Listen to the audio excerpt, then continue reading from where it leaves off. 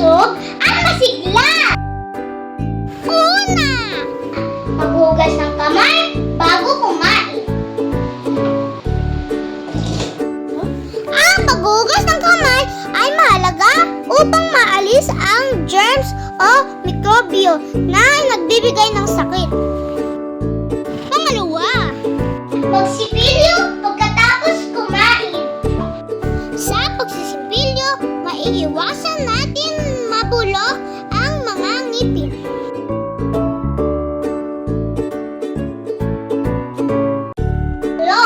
Magpili ng malinis na damit pagkatapos maligo.